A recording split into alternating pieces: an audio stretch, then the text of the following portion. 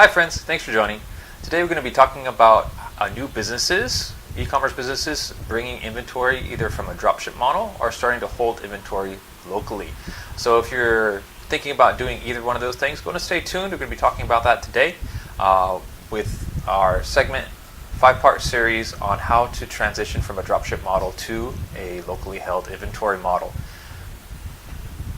This lesson is going to be covering some of the stuff from our previous lesson on forecasting demand, on how to make an investment in bringing the stock over. Today we're going to be discussing your fulfillment options between using a 3PL or doing it in-house. Our future training next week will be covering purchasing, logistics, and delivery.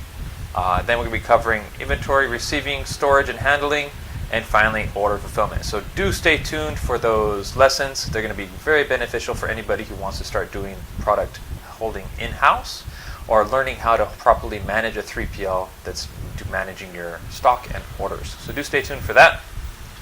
Our agenda for today is going to look something like this. We're going to be taking a look at what a general 3PL billing statement is going to look like, so you know what areas they're going to be billing you for. That's going to give us a good idea on how to compare the benefits and drawbacks of using a 3PL. If you do choose to do a 3PL, we're going to give you some tips on how to do contract negotiation and some tips to look out for, so do stay tuned for that.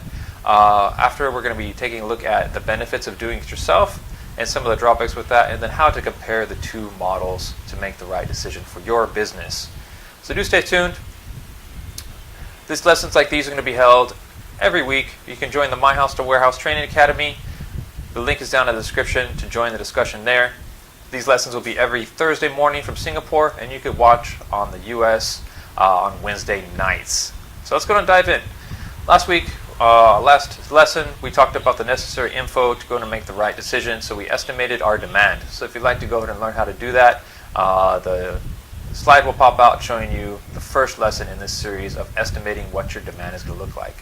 Now this information is going to be good to show you what your 3PL quote is going to look like. So you can give them the proper information to get a good quote and make the comparison like we're going to do today in this lesson. Now, purchase price for your stock, we're going to be talking about that in next week's lesson, how to purchase and deliver your inventory. So it's going to be useful in that lesson as well. And also the storage. So when you set up your storage space, you need to know how much volume. And also if in your 3PL quote, you need to know how much volume. So very important to know how much your demand is going to be. So take a look at that, know what that's going to be. All right, so diving right in, there's going to be parts of a billing when you're using a 3PL service. They're mainly going to be receiving, fulfillment, storage, and value-added services. So there'll be different sections, different prices for each of these areas. For receiving, you're normally going to have a per unit charge for receiving. So whether you bring in 10 units or 100 units, you have a same piece rate, maybe 10 cents per unit, 50 cents per unit, or $1, depending on the type of service that's required when the stock comes in, or the complication value of your product. Also, whether you need labeling services. Now, if you are familiar with Fulfillment by Amazon, FBA service, they require you to do the labeling yourself before sending it over to their warehouse. So do keep that in mind if there's any services you need to provide yourself before sending it over to that 3PL. Now, fulfillment is going to be your pick rates. Generally, there's a main order charge. It's going to be a larger amount followed by a smaller per piece additional. So if your order has 1 unit on it, it's going to be a high, maybe $2 price to pick that order. If you have 2 or 3 units on that order, you might have a slightly lesser rate of maybe $2.25, $2.30, as the main driver is going to be the pick and pack related to the materials, which is a fixed cost, and then the incremental labor charges to do those additional units will be added on a few cents for every additional pick. Also, the shipping charges will be included in your fulfillment. If you can, try and get your 3PL quote to go in and split out the shipping charges, pick and pack charges for you, so you can see where you can negotiate those down. Your storage is normally going to be volumetric. It's going to be split by the vendor between the pick face and the bulk storage. So depending on the size of your product, they'll recommend different areas for storage. Those normally have different storage rates. The pick face is going to be slightly higher, more valuable territory, and the bulk storage for pallets or larger items is going to be a bit less. Also look for seasonality in their storage rates, depending on what those rates are, how full the warehouse is going to be. Generally, they'll be higher during peak periods. Value-added services, definitely take a look if your business is going to need any of these bagging products coming in, additional labeling or tagging, and then any planned versus unplanned labor. Generally, planned ahead services provided by the 3PL are generally cheaper than any urgent requests that you may have, because you're able to schedule ahead the appropriate labor. Generally, you can do that at a cheaper rate. So keep those in mind as we go through. So I want to talk to you a little bit about why using a 3PL is useful. They definitely have the experience. Their staff is trained. They're doing this all day. They're not distracted by other areas of business requirements. And they have the technology. Generally, they're quite well equipped with good warehouse technology, WMS, scanning, and these type of technology to make sure that the proper order is picked and packed. They have the physical assets, the investment in the pallet racking, in the forklifts, any conveyor system, anything that is going to help them be more efficient. They have the volume and the capital to invest in those physical assets. Now, large volume means that they can get cheap shipping rates from these carriers. They're able to come to one warehouse, pick up many orders for delivery, so generally they can negotiate cheaper rates. And then they're solid if you can fit into their offering. So generally, the larger 3PLs are very restricted on the services they can require. They don't customize at all, in my experience. So if you enjoy being able to personalize messages on your invoices, have certain packaging, or include extra items inside your order, that's not going to be available to you if you use a large 3PL. They're going to be strictly focused on processing as many orders as quickly as possible. So do keep that in mind. It's supposed to benefit for using them, but not able to customize. Now, why 3PLs may be bad for you? It's generally going to be if you're a small fish.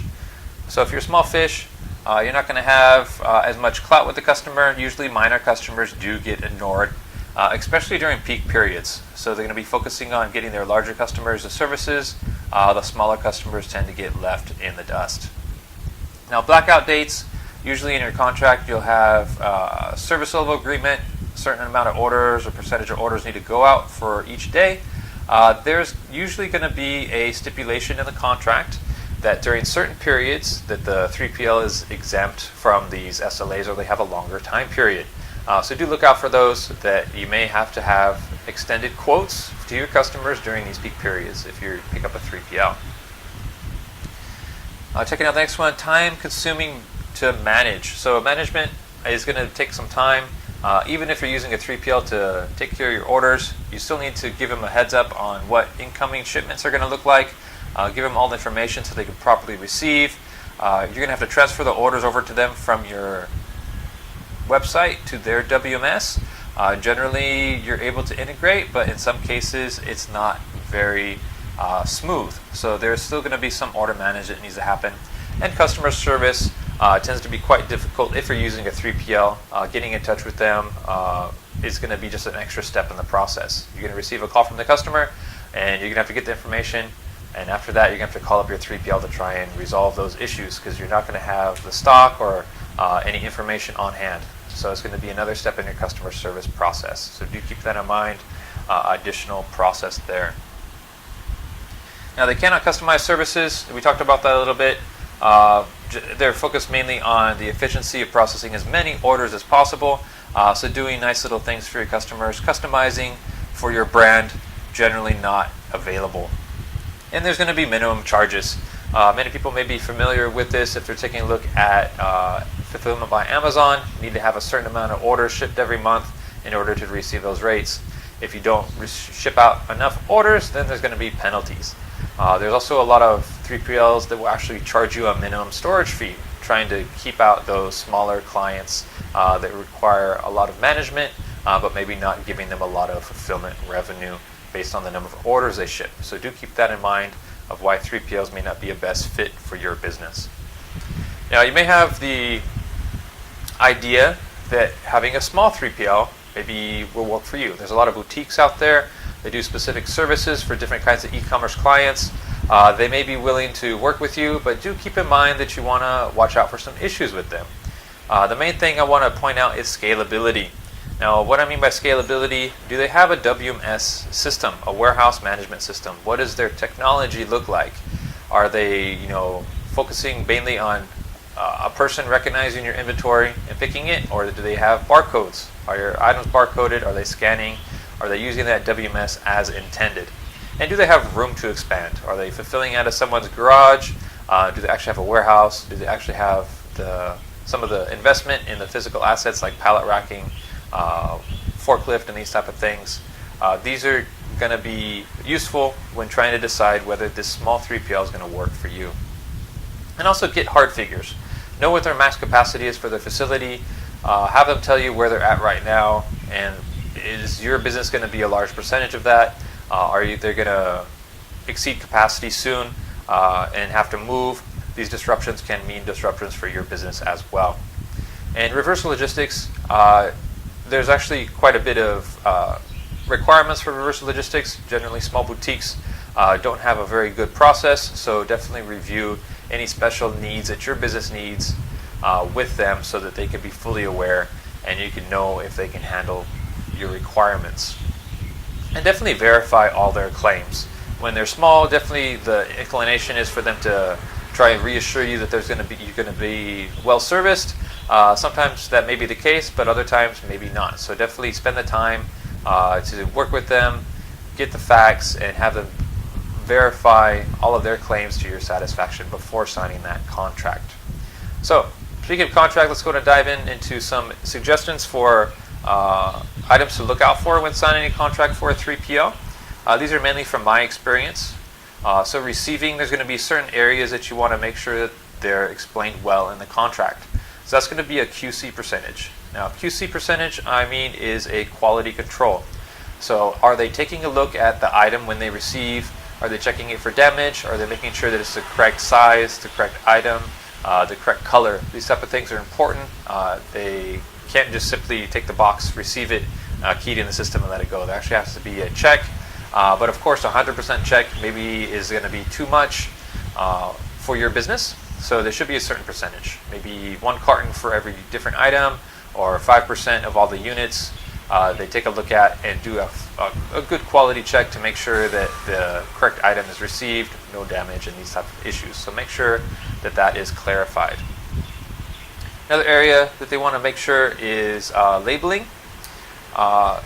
It may be a separate charge for labeling a product that comes into the warehouse, so make sure that's specified. Sometimes your manufacturer is supposed to put a barcode on the product.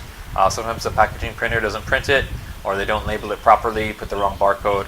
Make sure you have an idea of what that labeling charge is going to be if they need to add that or correct that barcode if it comes in wrong. These things do happen. Now, do note if your business needs lot or expiration date tracking. Expiration dates are quite, I wouldn't say complicated, but it does take some process and system control to make sure that they do expiration date tracking properly. So if your business requires this, make sure they walk you through the process that you're satisfied that they're going to work well with your expiration date management. And then finally, a completion time frame. In my experience running fulfillment warehouse, doing a completion timing for receiving is probably the most flexible thing in the warehouse. Sometimes you receive a full container, and sometimes you receive a small shipment. So you can't really count it based on the deliveries being cleared within 24 hours or 12 hours or same day. Sometimes the shipments are just too big or they're too small to really be worth measuring in that instance. So my suggestion is to have a number of units or number of lines that they're able to clear in a given week. Each day they're making progress towards that goal, and then at the end of the week check in, make sure that they're staying on top of the orders. Another thing to do is prioritize with your 3PL. Get to know what stocks that are coming in that you definitely require soon. Ask them to receive those first so that you're not affected online, and then the later ones that are less urgent they can do a bit later. So just make sure that's stipulated in the contract, that they have a certain amount of lines or units they need to complete each week, and then make sure that you're able to prioritize with them what orders delivered need to be received first. And when signing a contract, look out for fulfillment. You definitely want to have at least 95% of your orders that come in shipped out every day. You want to have a backlog building. You want to make sure that's in the contract. 95% is actually quite relaxed. I would get up into the 98 to 99% every day.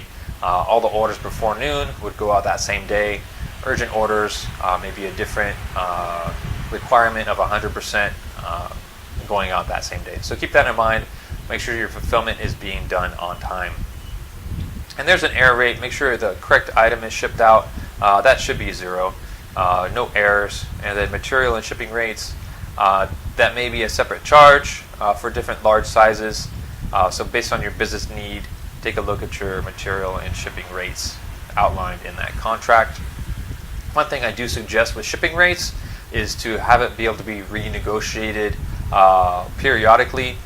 Fuel rates tend to be a large part of delivery charges. So if the fuel rate changes, generally the delivery rate will follow that fuel rate. So if the fuel rate increases, delivery rates will increase. If fuel rates decrease, subsequently the delivery rate will also go down. So make sure that you're able to take advantage of that. If not, take a look at the historical trend in your area, your region. Make sure you get a good delivery rate if you're going to be locked in for a long-term period. After fulfillment, look out for storage. You generally want to make sure that you have at least one cycle count included in every year as part of your contract, no additional charge. And take a look at the additional charges if you need an additional cycle count. If you're doing good inventory management, you shouldn't have to do very many cycle counts, but generally it is required for larger businesses to verify their inventory. For smaller ones, just make sure that they have at least one free one to make sure that your inventory is accurate. It saves you a lot of customer service issues. There should be also some stipulation for damages or loss rate in the contract. So while they're holding your inventory, it may get damaged, may get dusty, may get crushed, these type of things. There should be a certain percentage that's allowed, and also losses. So they put it in the wrong location, not able to find it, or heaven forbid someone walks out with it. There's normally a small percentage that's allowed. Push it as close to 0 as possible, especially if you're a smaller business. Your SKUs, number of items that you're holding won't be a lot. It should be very easy for them to manage. Push it down to 0 as much as you can. Also look out for value-added services. This is going to be a lot if you have labeling or tagging that's required, and then definitely try and look for areas that you can plan ahead and get better rates for planning ahead these services that you require.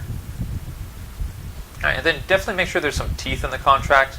One thing that's good to think about is making sure that there's a clause that they'll support you while you transfer to a new vendor should the contract expire or you have to terminate the contract based on unfulfillment of terms. That it's in the contract that yes, the current vendor will help you support until the new vendor comes on board.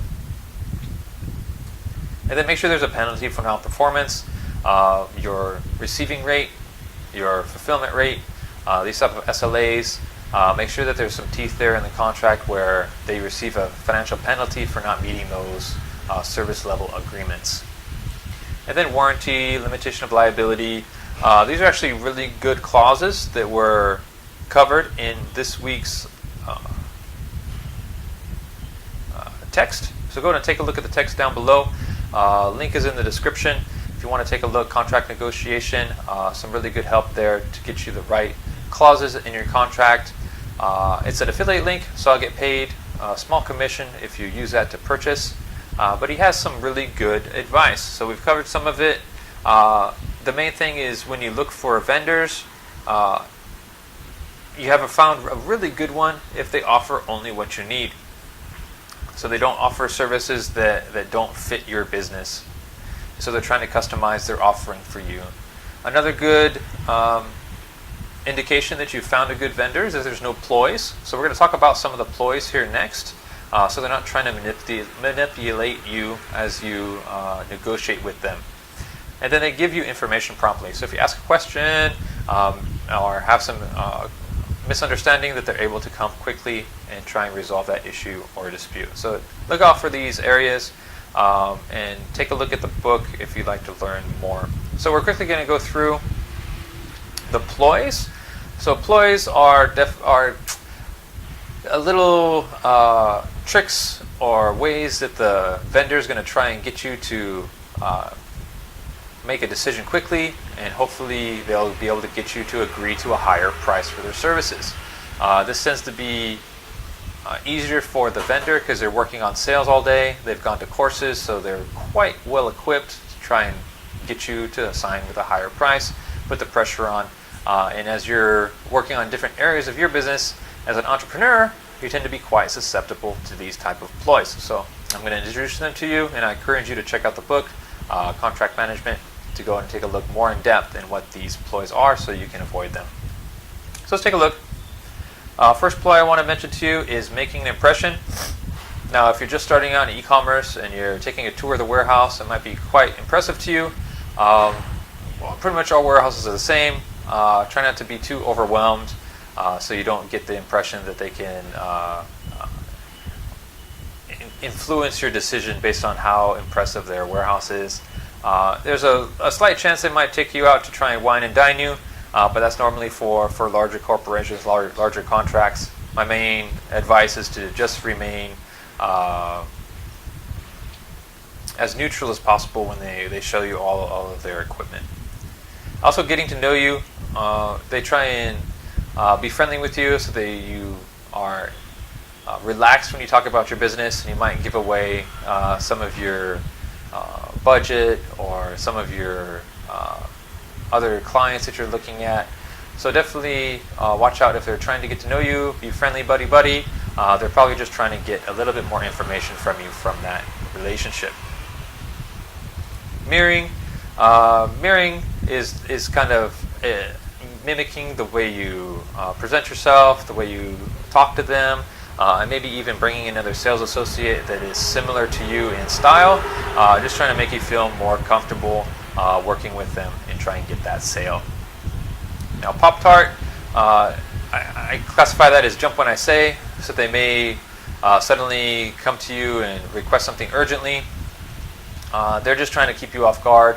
Once you start moving with what they are requesting, then they'll generally feel that you're under their influence, and they'll be able to push you toward a certain decision that may not be in your best interest. So if you ever get stuck reacting to the guy making the proposal to you, take a step back, slow down, and regroup yourself. Now, surprise, it's kind of showing up unannounced. So that may be a thing where they say, hey, I was just in the area, I wanted to stop by. It's another way to try and keep you off balance, push you toward making a decision when you're not prepared. Misdirection. Misdirection generally occurs when you're in a group setting. You'll ask a question, and the presentation or presenter will answer your question halfway. So think of it like politicians. They'll be asked a question and they won't really answer the question fully. Misdirection is something like that. So if they don't answer your question completely, feel free to ask it again. I've been doing this quite a long time in most cases, so don't feel bad if you're trying to nail them on a certain point. They won't feel bad as you do that. The wait and hurry up is something that is used to try and get you to make a decision quickly. So they'll ask you to wait while maybe they're busy with another client or something like that. They'll give you some excuse, and then they'll give you some time to wait. And they're usually waiting for a deadline, your deadline to approach for when you need to transfer inventory or need to start up with a new client.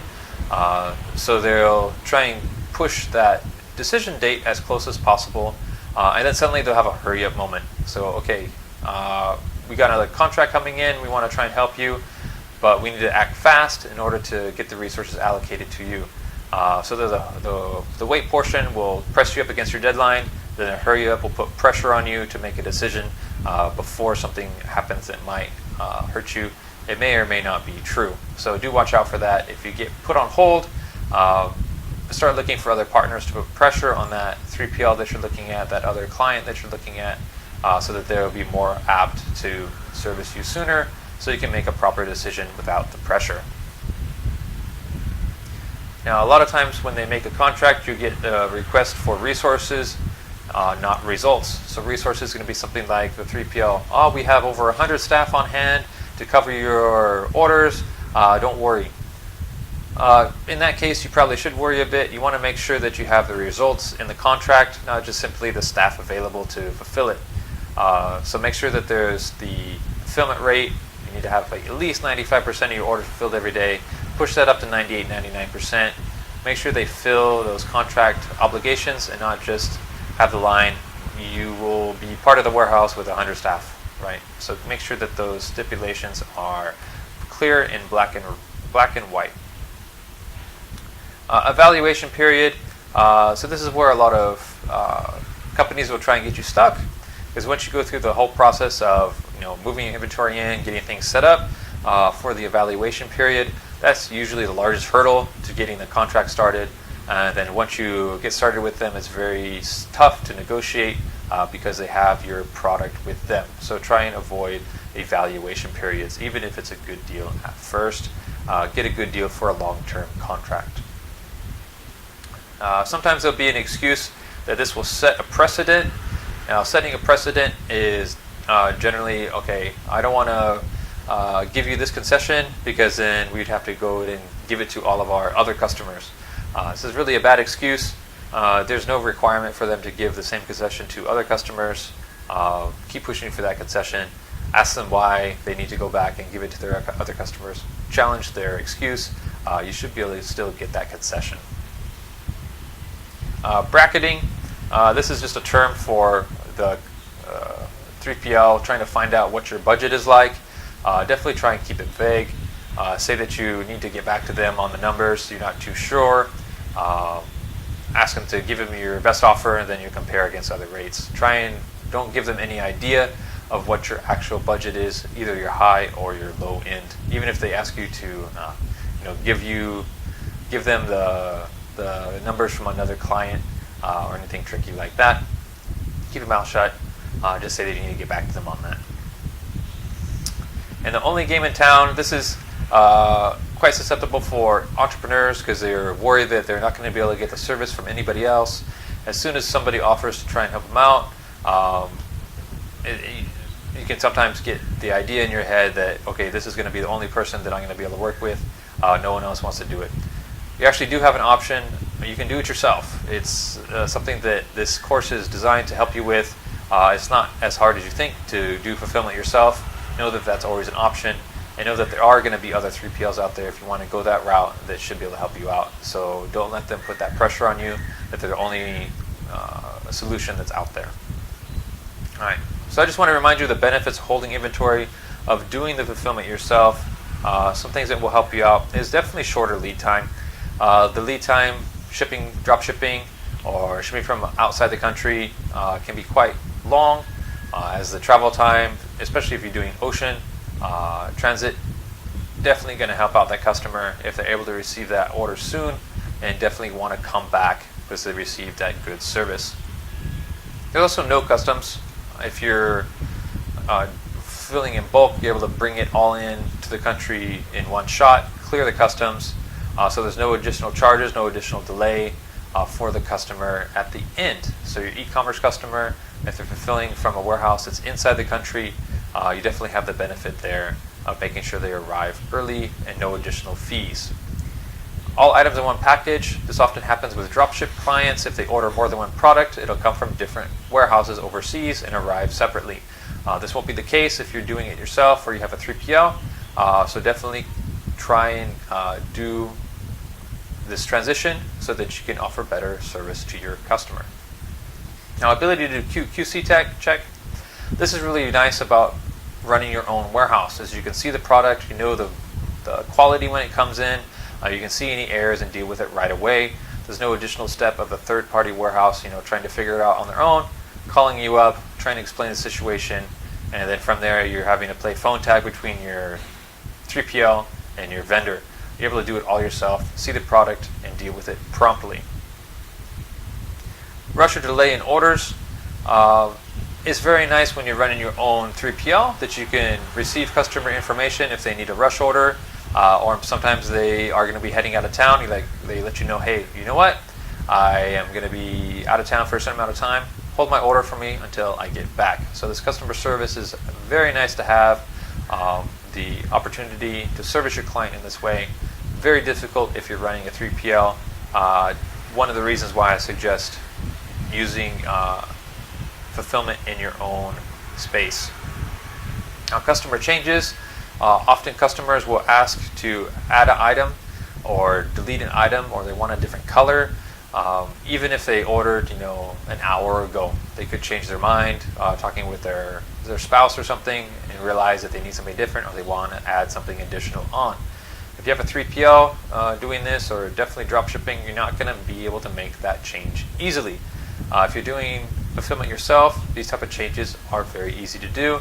You can go into your own system and make that adjustment and fulfill that customer need. In addition to customer changes is reverse logistics. So reverse logistics is when a client decides they don't want the product and want to send it back.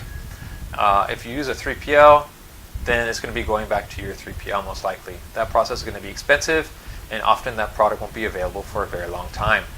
If it comes back to your warehouse, it's very easy for you to decide if that product is still good quality, and if you want to put it back into stock, you can make it immediately available. So definitely consider, if you're doing fashion or something that has a lot of returns, you can use your own fulfillment warehouse that you're running yourself to make this product available quickly.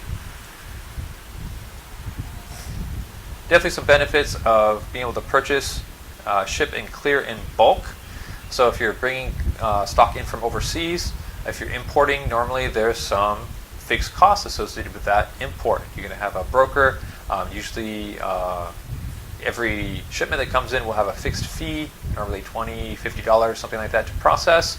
If you're bringing in a small quantity, it's going to be quite high cost per unit. If you're bringing in a large bulk shipment into your warehouse rather than shipping directly to the customer, that price per unit is going to be much lower. So definitely consider doing either 3PL or own held inventory at your own warehouse if you want to lower that fixed cost per unit. Okay, some drawbacks of doing it yourself is definitely going to be time consuming. So you want to plan your operation so that you can hire someone to do this for you, because your value add in your business is going to be on the marketing, on the purchasing, and not on the actual pack and fulfillment of orders. So that's the goal of this training, is to get you headed in the direction of being able to automate a lot of these requirements, have systems in place where someone could come in that's very less, that can come in and help you do the actual pick and pack and do it correctly. So look forward to that in the next lessons of receiving, picking, and packing orders without you present. Reliable labor may be something that is hard to find in your area. Keep it in mind, because you're all going to have people on your payroll that actually do the job well. And there is a chance that if you're holding inventory yourself, it may be more susceptible to damage and theft, especially if you're holding it in your house or your warehouse garage. Garage is normally not designed for holding stock long term. It can get hot or can get moldy. Your stock may get damaged more easily if it's not held in a good manner, just stacked on top of each other. It may get damaged. And also consider that if you're in a residential area, someone gets word of your stock in the warehouse, in your garage, they may want to come in and try and steal that from you. In a residential setting, it's a bit easier, a bit less security. If there's a warehouse, usually it's in a gated area. There's a security check mostly, and you're able to secure it in a better fashion with the larger warehouse doors and security cameras that are normally installed. So do keep that in mind as one of the drawbacks if you're going to be doing this from home. You want to be aware of being able to store your inventory properly and secure it properly to avoid theft. And I'll show you how to do that in the next few lessons. And you do have to give them some space. So if you're fulfilling from your home or garage, do do keep in mind that space is not going to be available to you. It's now going to be for your business. So next thing you want to do is you want to set a budget. Look for receiving about 100 to 150 units per hour. So receiving does take time. Even if you're doing it yourself, you want to make sure that you're taking a look at the product, QCing it, updating your system accurately to make sure that inventory is available for sale. Normally, if you have a varied amount of items, it'll be about 100 to 150. If you're only selling one product, that's going to be much less. But do keep that as an average for your costing. Later, you'll go ahead and compare your own receiving costs if you hire your own person or do it yourself. What is your cost? You can compare it to the 3PL quote that you're given. Same thing you want to do for picking. Generally, 80 to 100 lines per hour is a pretty good pick rate. That's a professional pick rate. So lines is a line on the customer order. So no matter if they order red shorts, they order 2 quantity or 5 quantity, that one line should take about the same amount of time no matter what the quantity they order. So you normally want to check your pick rates based on the number of lines that are picked. So yeah, look out for that while you're picking. Generally warehouses, that's where they charge different rates for only picking one unit versus picking multiple units, is that they still need to walk through and almost the entire pick phase sometimes to pick those orders that are 1 unit. Now if you have more units, they walk a shorter distance, so it's a cheaper charge because they're actually doing more work as they walk. So we'll talk about that more in lesson 5 when we talk about outbound orders. But try and get that 80 to 100 per hour rate for picking. What is going to be your internal cost and what is going to be the cost that the 3PL offers you. Now packing, generally you can pack about 18 to 25 orders per hour. This range is calculated based on my own experience packing different items into a carton. So the clients that I was working with had a very large assortment of items, different sizes, different types of products that we'd have to pack. Generally 18 to 25 orders per hour was a good rate. 25 was mostly when there's similar items. They're very easy to put into polymailer or something like that. In this scenario also we have a label printer able to print out the shipping labels for that. So if you're doing anything manually in that process of packing, pasting the label, and closing the carton, it may be a bit more for you. But in a professional setting, usually it's going to be in that range of 18 to 25 per hour. Alright, so let's go ahead and see what we need to compare in this situation. Now you're going to want to take a look at your internal budgeted cost. I just showed you how those areas that you want to calculate, see how long your product will take to do in each of those areas, the inbound, the picking, and the packing. And you want to take a look at the quotes from your 3PL, try and have them split out your information into the receiving rate, the fulfillment rate, and the storage rate. And try and break out each of the individual areas so you can compare against what your own capabilities are and what your own costs are. And do consider qualitative versus quantitative. So qualitative are the actual numbers. What is going to be the cost for each area? Is the 3PL good at receiving? Can they give you a good price on that, but their fulfillment rate is quite high? So that's the actual quantitative. So it's the quantity, the cost. The qualitative is, what qualities do they offer? What is the benefits of having a 3PL? What is the benefit of holding it yourself? If you hold it yourself, you have a lot more flexibility. You have a lot more inventory available to you, a lot more information, so you're able to service the customer quite quickly and develop that relationship with the customer more easily as you're able to give them information quickly. If you have a 3PL, you have to have that extra step. You talk to your customer, and then you have to hang up. Then you have to call your 3PL. So there's the extra length in the customer service process to resolve any issues or any questions. It's also nice to have your product on hand and see it so you can answer questions that the customer may have. If you don't have the physical product, it's very difficult to answer some of these specific customer questions and may lose some sales. So definitely consider the quality of service that you're going to get, that qualitative portion. Is it worth it for you to actually do it yourself? And then also consider the quantitative. What is going to be the cost based on the benefit you're able to receive for both? All right, so I hope that makes sense for you guys. Now go ahead and compare and commit. So definitely commit to an avenue. Do you want to do 3PL or do you want to do it yourself? So you know the benefits, you know the ways to compare the quantitative and the qualitative options. So once you commit to one route, either 3PL or doing it yourself, go on and stick with that for a while. Give yourself a long-term goal, doing it for 1-2 years. You'll learn a lot. I definitely encourage you to do it yourself for at least the beginning, because there's a good chance that you're going to have very low volume of orders. A lot of 3PLs aren't going to want to deal with the smaller entrepreneurs first. So going to stick around. We'll do more lessons on this subject. Next up, we'll be teaching you how to do the sourcing, purchasing, and delivery of your stocks to your own warehouse. So look for that next week, followed by holding inventory, picking, packing, and shipping. So a lot is coming up. So don't forget to join the My House to Warehouse Facebook group. The link is down in the description. And look for us next week, Thursday 10 a.m. in Singapore, and then Wednesday nights in the US. So thank you so much for coming.